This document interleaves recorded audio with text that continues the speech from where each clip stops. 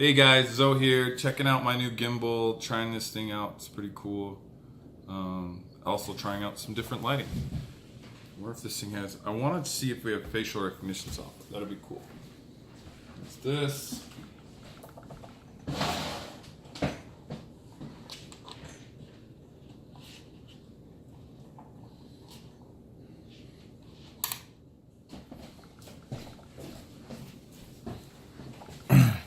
And then there's this.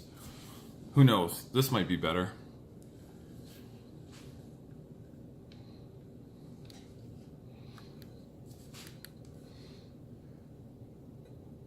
No, power down.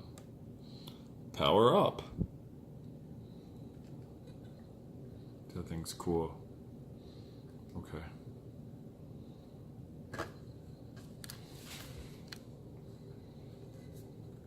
Weird.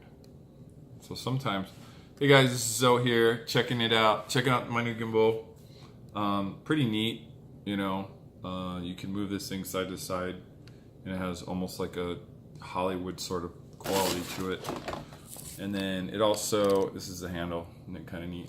Now, I do need to, I think I can take control of it like this, but then there's like this other control where you need to like, oh, what is this? Oh, okay. So you can switch controls where it's, you turn the handle and then it listens.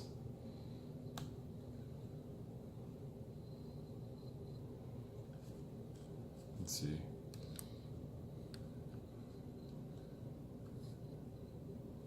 Turn the handle. Which mode? Which mode do we want? Anyway, I think we like this mode. Which mode's better? I like this mode. There we go. And now down is up and up is down. That's weird. Anyways, so trying to get this baby to, come on. There you go. Calibrate.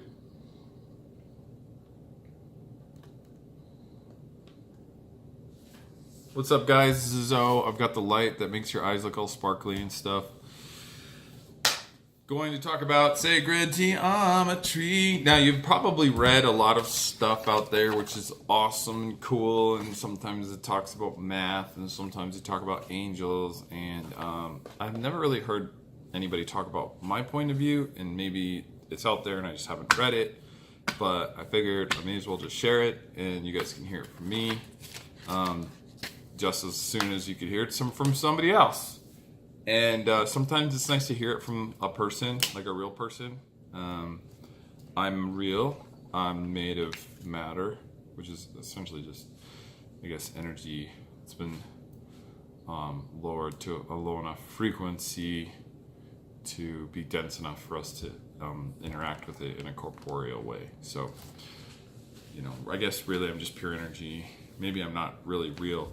But maybe I am like real relative to this reality. So let's put it that way.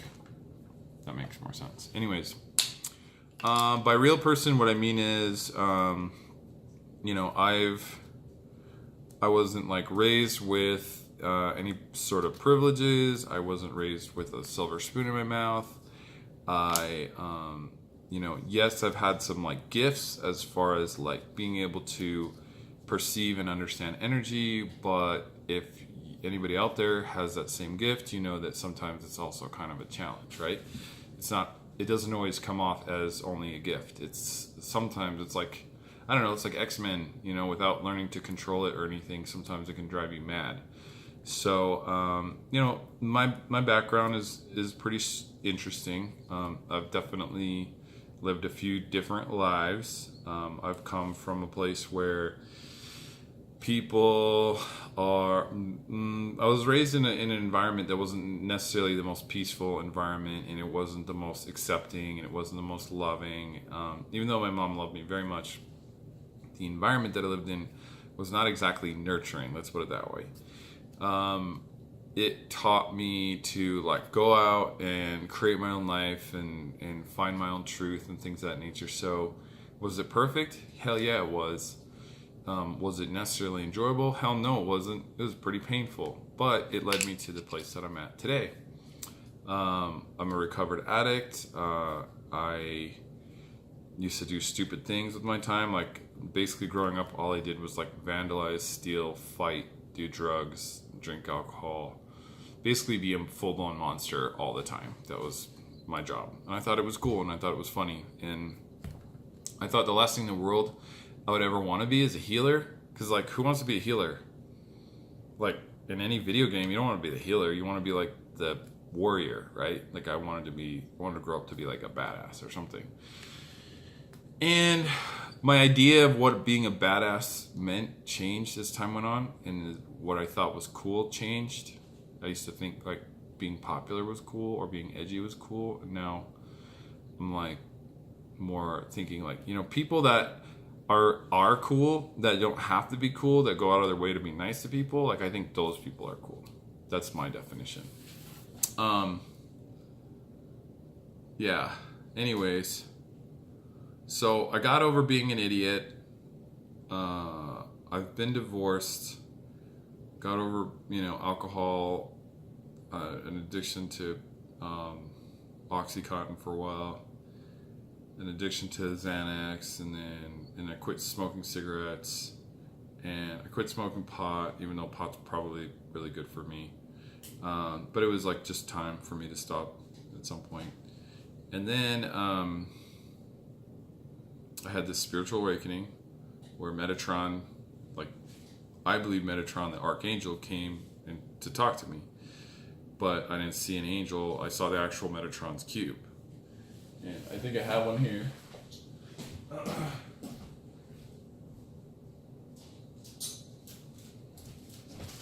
It looks a lot like this. This is the decal that I made. And the Metatron's cube is also made up of the platonic solids and stuff. It's really interesting. It's like, well, why would an archangel sound like a transformer? I don't know. Maybe because meta means beyond and tron means matrix, and it's like, it's the archangel of no bullshit. That's what I think it is. It's like, you know, we have like the archangel of life and death and good fortune, and we've got the warrior, you know, Archangel Michael. It's like, but we don't have anybody who's just like dedicated to the truth and like seeing beyond the matrix, like seeing beyond the illusion. That to me feels like somebody should have a guardian for that, because the truth to some people is devastating or too much to handle, you know? And I've always been obsessed with truth, with trying to find the source, like getting beyond other people's perceptions and trying to figure out like what's real and what's not, you know? So when I had this visitation, it was basically like a dream, but I was like half awake, half asleep, sleeping next to my girlfriend, and I woke up and like I hadn't opened my eyes yet. I call it being between worlds.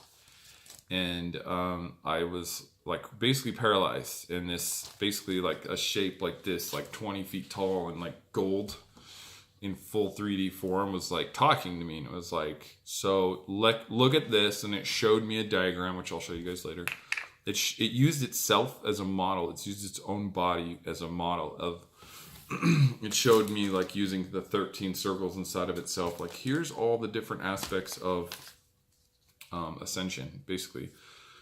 And it's like, this is where you start, and it worked in like a spiral. This is where you start, and this is where you go out. And if you follow these steps, you can transcend your karma, or you can accomplish your goals, or you can do this or that. And I've never even heard of a system like that existed.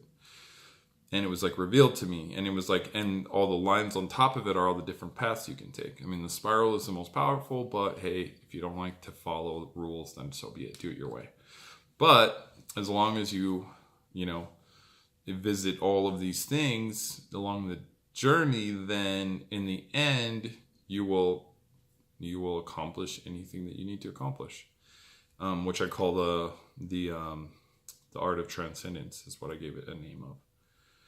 And so imagine, and then it was like, and I was like, well, how does this work? Like, why would anything, like, life seems so random? Like, how could you systematize karmic, like overcoming karma or overcoming a problem? Like, you know, humans are too abstract for that.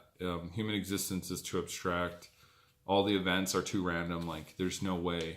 And it was like, well, look at it this way. And then it's continued to use its own body as, and it said, look at this model. And it showed on like, a subatomic level, again, using all the circles inside of itself. But like the subatomic molecules are very much this way. And like here you have a point, which is like, the proton or the neutron, electron, whatever.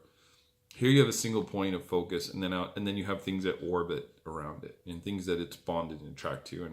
And you could say they have a relationship, and it's like, well, that's what the line represents. You could say the circle is the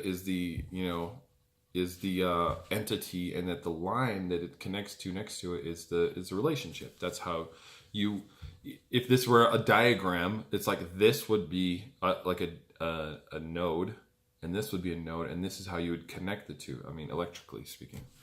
So it's like, okay, now, zoom out. And now look at this, like atoms and how atoms bond together to form matter. It's like there's another relationship. And, a lot of the time that's like magnetic, nuclear, gravitational, whatever. It's like zoom out, and now you see cells and like the cells in a body. And it's like, and they bond and they have a relationship. And like there's where the same exact map is now scaled up. Same map, but larger scale. And then it was like, and those cells are part of a body, right? Of a human body. And it's like, well, how many humans do you know don't have relationships? None. No man is an island, right? So like we're a circle, and the people around us we have relationships to them, and some of them are healthy and some of them are unhealthy. Either way we learn, right? There's energy exchange, information exchange, and it's the same for atoms, it's the same for molecules, it's the same for cells, it's the same for people. Now zoom out again, and like, well, these are the people in your house, right? This is your family. Now you have families around you. This is your community.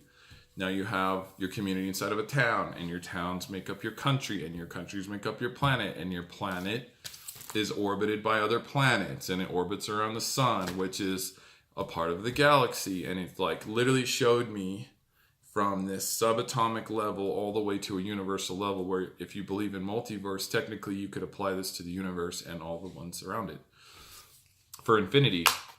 And that's just the ones we can conceive of. What if there's other things outside of that, right?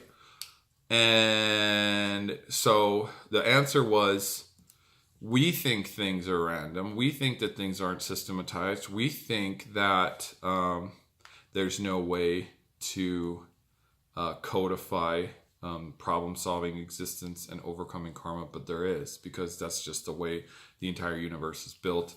It's our inability to perceive or to grasp the concept that's the problem. And so I was shown that on a very rudimentary level how in the entire universe you could really break everything down into two parts, binary, right? Lines and circles, right? Ones and zeros, that's how we use computers. Cycles and relationships. That's it. That's all exists. Every human, every star, every atom, every wave, everything exists inside of a cycle and has a relationship to something else around it. Which is why we're all one, if you want to talk about that. Why hippies are always like, we're all one. It's like, yeah, we're literally, there's no space between us. We're literally touching the oxygen and electrical connections between all of us. We're basically all just like jellyfish in an ocean that we can't see. We're all in the same body of water, and we're basically made of the same stuff. So that's where that comes from. There's the logic behind that. So I was shown in like, I think about a 20 or 30 second period, like how all things in the universe are living in cycle, related to one another, how this is a fractal explanation from subatomic particles all the way up to the multiverse, everything in between. And again, the human side wants to say, well, human existence is too random to exist inside of this as well. But do we not have cycles in our own life? We have life and death. We have relationships that begin and end. We have problems that come and go. We have, cycles inside of our emotional health, where we grow and recede, and we plateau and we get stuck, and then we have breakthroughs, right? Same thing goes for our mental health. Same thing goes for our physical health. Same thing goes for our financial health. Same thing goes for our relationships. Same thing goes for our environment, okay? Which, if you actually add those up, that's 7 circles and creates the seed of life. right? Those are the 7 realms of human existence. That's why that's the vibe bottle logo. So, which you can plug into here. You can drop a seed of life into here, or you can create a seed of life out of the flower of life pattern, which creates the Metatron's cube. So, the Metatron's cube, yeah, I know. For my friends that are crazy, they listen to me and they're like, yeah, he's a genius. And for my friends who haven't heard of this story, they're like, yeah, he's crazy. And you're both wrong. So, it's cool. I'm just trying to get through this mission that I was handed. So, which brings me to the next part, the third part of my encounter. So the first part was, hey, what's up? I'm this crazy shape. Here's how you transcend karma. My question was, well, how could that be possible if the universe isn't, patternistic? And it was like, au contraire, it is. And then it was like, and you need to write this down, and you need to write a book, and you need to quit your job, change your life, and focus on being a healer, and stop focusing on building, crappy websites for, crooked ass companies. That's basically where I was in my life. So I was literally in probably the worst job ever, and I woke up to this revelation, and then this all happened in 20 seconds. Okay, boom, I wake up, and I am just my body is almost on fire. I'm so overwhelmed by this experience. I wouldn't say it's an anxiety attack. It's the opposite. What is that? Pure bliss or pure inspiration or all the above and energy. And I just get up and I start writing. And it was great. It was kind of in that scene where in Transformers when the main character's talking in code, and he's like, Einstein was wrong, and he starts writing cuneiform, alien cuneiform on the blackboard. And I mean, I was essentially like that. I essentially went from the party snowboard guy that everybody just liked because he was funny to shaman, teaching sacred geometry, quitting his job, becoming a Reiki healer overnight. So I do not blame anybody who stopped being my friend at that time, because I would have been scared too. And that, you can imagine, was 8 years ago. And I haven't stopped. That's the craziest part. I would have thought it would be a phase, but I actually wrote a book from that experience.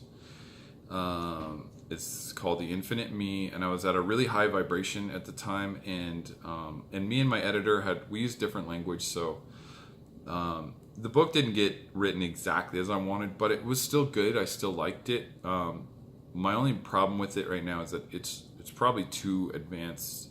I mean, even for me now that I'm in a lower vibration, I don't know if I would understand it. So I want to rewrite it. So it's called The Infinite Me. You can look it up on Amazon.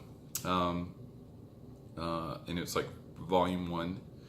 And so now I want to work on my second book, and that will be one of my upcoming projects. And I'm going to call it Secret Geometry. And I'm going to show how I use sacred geometry to be the secrets of my success in my personal and my business life. And even there's whole other process and a whole other geometric shape for when problems come in. The Metatron's cube is good to use when things are going well and you want to keep going, and things, it's like a laser. If you also think about it, did you guys ever see Star Wars, and you see the Death Star? It has all the different points and it focuses on one. It's basically the same thing, but in a positive way. It's you can use all of that energy to funnel through and burn through walls that are in your way, and if you want to really keep going. So for people who don't get in their own way, this is a very good energy to use, the Metatron, because it's like a laser through reality. It's pretty insane.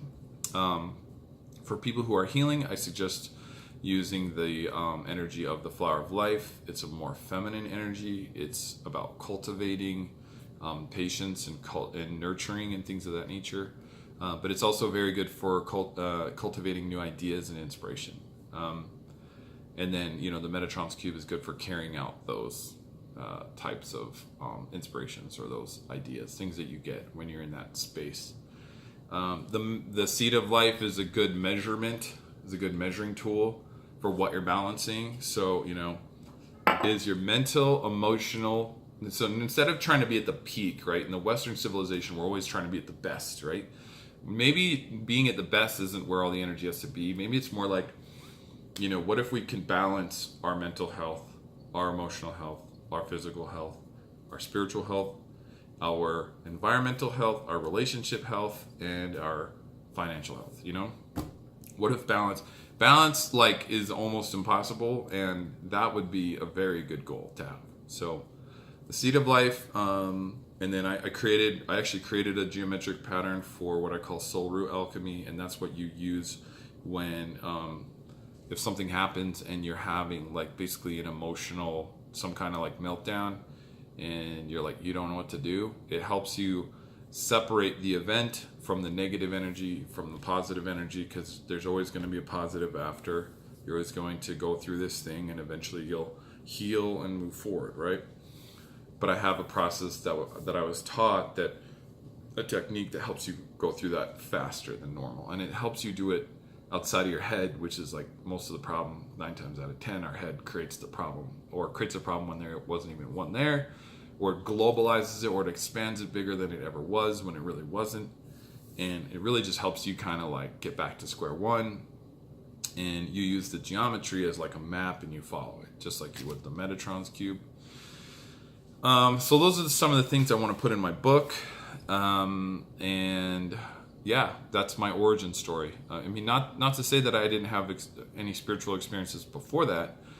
I mean, I've had a lot of unexplainable experiences. One of them was when the first time I ever did Reiki was 10 years before I was certified to do Reiki, and it was on one of my friends who was overdosing on drugs, and he was having a full-blown like seizure, and I literally could see the energy like wrapping around him almost like a snake, and I started pulling it off of him, and he woke up and he didn't even know anything happened, and all of my friends were standing around like, what the F just happened? Like, did this guy almost just die?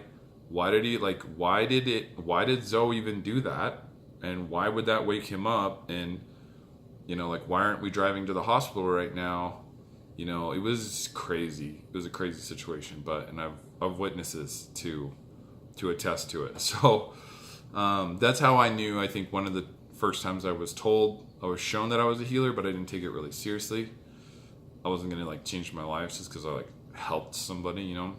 I just kind of wrote it off. I think brushed it off. I've had a lot of messages. I've had a lot of inspiration. I've a lot of odds that say that I should be dead or in jail, and yet I'm not. Instead, I'm out living my dream, which is amazing. Thank you, angels, and thank you, people that show up as angels that help make that happen. It wasn't just all me. I do a lot of work. I work my ass off, but the universe also throws me some bones. That's for dang sure. I mean, there's blessings, and then there's just blind luck, and I'll take them all. Yeah, so I've definitely had multiple experiences, plus going to Impact. I had a lot of amazing spiritual experiences at Impact training. And in fact, that one happened while I was going through training, but I wasn't there. I was at my house. And again, I lost a lot of friends and a lot of family during that time. But I knew that this was like my path, and this was my purpose, and this is why I was on Earth. So I followed it, and I moved forward. And and I was exposed to shamanism when I was like 15 years old, and I didn't tell anybody that I was studying shamanism or practicing it. And I never considered myself a shaman, and never would, because I didn't grant myself that permission. And so after practicing from age about 16 to age 30, and going through a couple of these different, rites of passage, I finally granted myself the permission to just call myself a shaman, not out of a space of authority, but just like as a teacher. That it was time to start sharing some of the things that I knew, because they could help people, they could relieve other people of pain, or give them some guidance, or maybe some insight. I definitely don't have all the answers, but I'll make you think. I promise you, I will crack an egg, a pretty big egg. Even the strongest skeptics, they may not believe me, but a lot of time they'll be like, okay, well, props for that one point of view, because I never thought of it that way. And you never know. You might be planting a seed to where, years down the road, maybe that opens something completely up new for them. It's not really about belief and about being right and being wrong like people think it is. It's more like just being open to possibilities, So I'm definitely always open to new possibilities. I'm definitely being shown by the universe that even when I think something is hopeless, it's not. Many times other people think something's hopeless. It's not. You just haven't thought of everything or tried everything. And sometimes you literally have to sit back and just be like, universe, I'm out of answers. Like, I need, a sign or something. And that really helps. Like, I've been hopeless many times, like suicidal even. And I was just like, it's time to give up. And I get this sign from just an undeniable omen that's like, no, like, you have to be here. You still have stuff to do. You have a family to raise. You have ideas to share and an influence to have. And so just touching on that note, seriously, to think like, so I almost took my own life in 2010 before this experience, with 2009 really, when I was getting off of alcohol, Oxycontin, Xanax, morphine. I was withdrawing, and I just lost a business that I'd been working on for 10 years. I lost it. I was $100,000 in the hole. And it was just like, I wasn't even emotional at that time. I was just like, yo, it is time to go, But I had some, visions and things entities intervene, and I'm here today because of it. And so if you think about it, my work, like my book, teaching sacred geometry classes, becoming a Reiki healer, going on the Teach Peace tour with Brindley and Nixon for a whole year, creating Soulworks decals, and then creating Vibe Bottle. All happened in the last 10 years. The ones I wouldn't have been here for had I just gone through with it. So I'm not saying that I know what's going to happen. I'm just saying, like, if you take your own life, you literally don't know what could happen. Like, those are all miracles to me. Those are all insane. I never thought those things were possible. And they all happened. And they all happened, not the last 10, the last 8 years,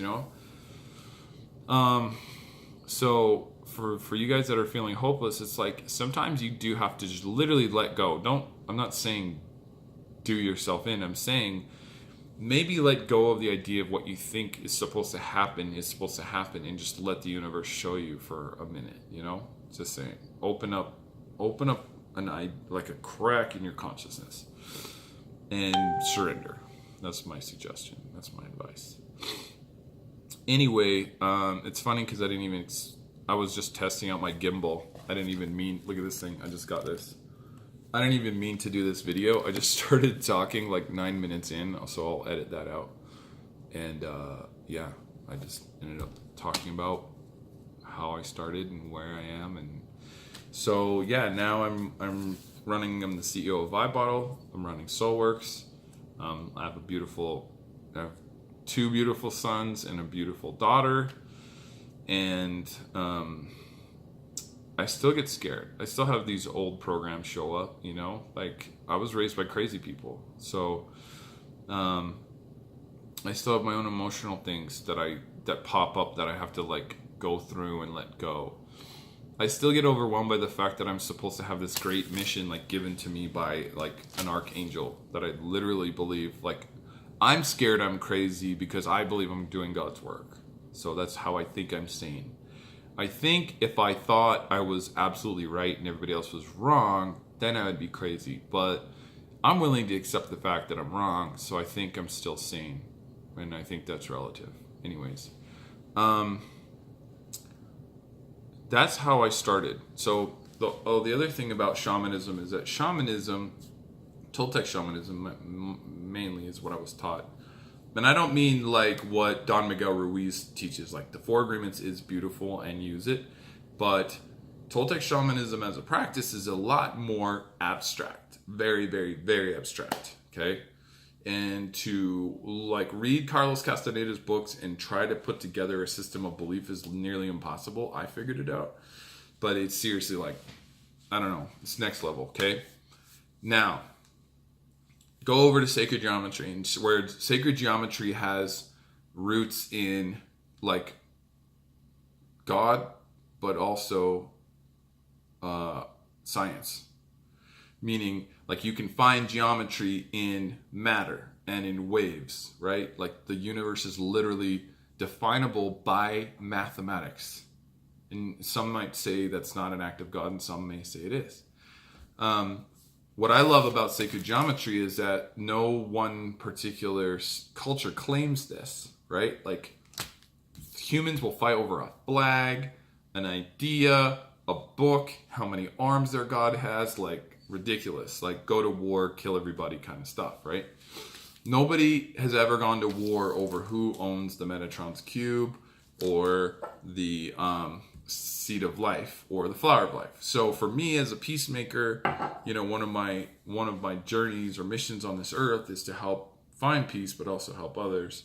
And the reason why I like sacred geometry is because it's a universal language. It shows up in art. It shows up in creation, which is sacred, right? Which is divine, right? Creation is divine.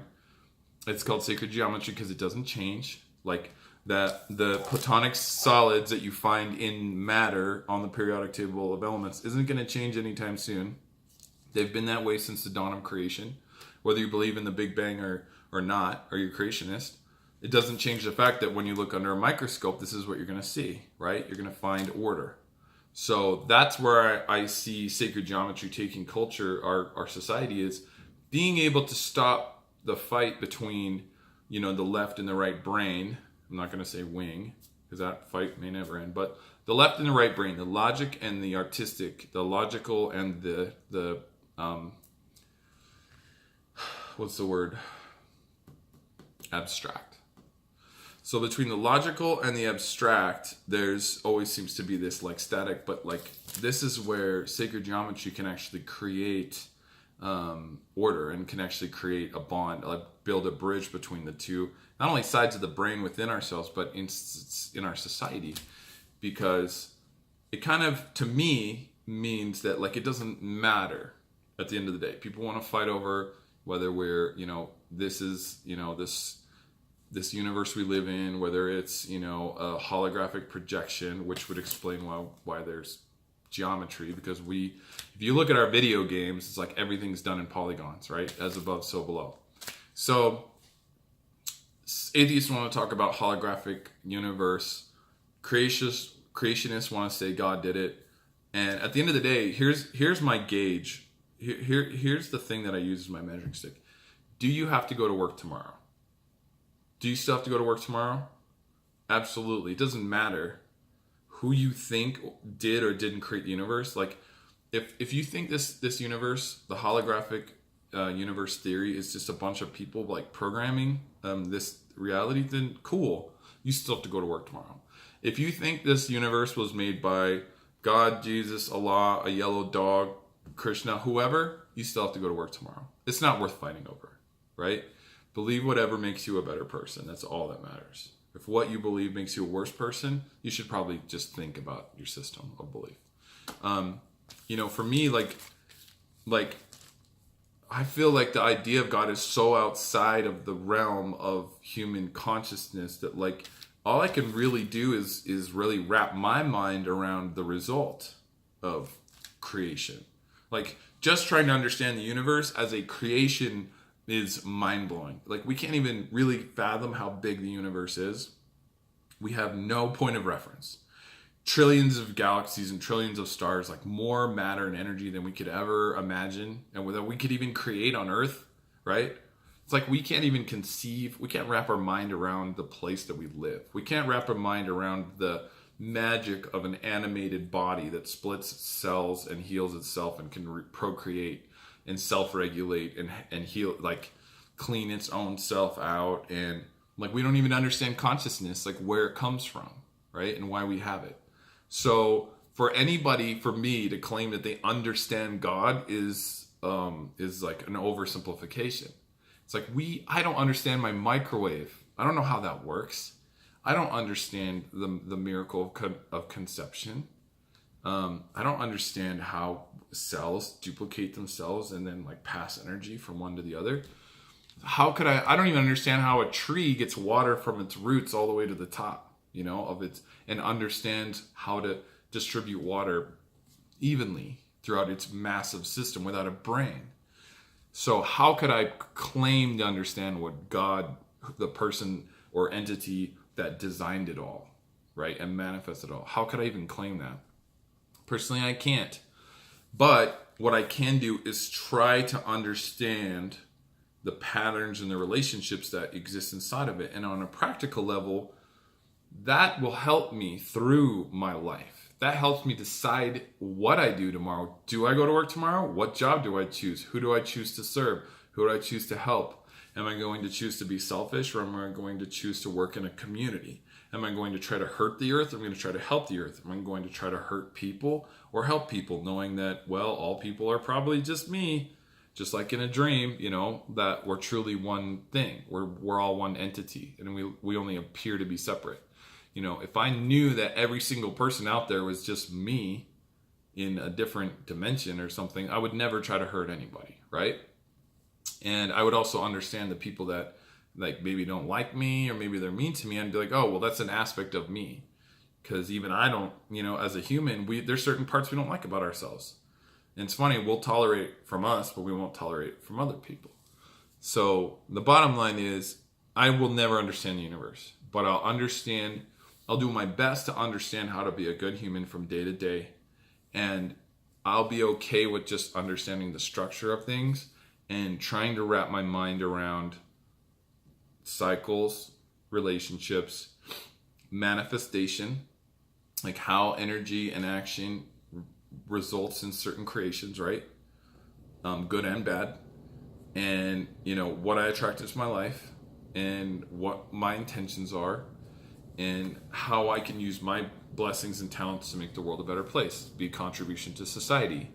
Society I used to think was stupid when I was 18, and now I'm like, oh, like this is really important. Like we're the only humans for like billion light years. We should probably, really take into account that what we're doing is pretty unique and special. So,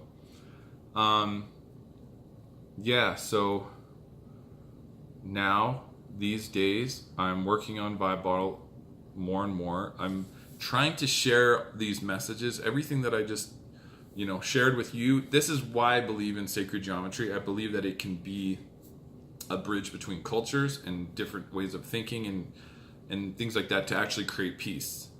And some people think I do it just because it's pretty, and some people think that maybe I don't even know what I'm talking about. But I was raised in a house where we were taught to believe that what we believe is right and everybody's wrong.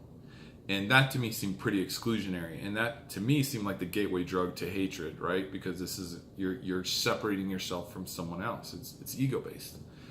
And even though I'm not a Buddhist, I have more of a Buddhist kind of way of thinking. Like, it doesn't have, what I believe doesn't have to be your path. It's cool. Like, my path is my path, your path is your path. And I feel like because of that, so much of that was put on me to like be like, hey, like remember, like you're part of this church, so you're right and they're wrong, and you can't hang out with these kind of people, and you can't marry this kind of girl and stuff like that. I think I rebelled against that like hardcore, and that became very much a motivation of who I became forever. From that point forward, I was just like, I'll never be that way. I'll never try to exclude people. Right? Like our brain will always organize things, but I think as far as just like going out of my way to like separate myself from other people, like as if like I'm better than them, I don't think that'll ever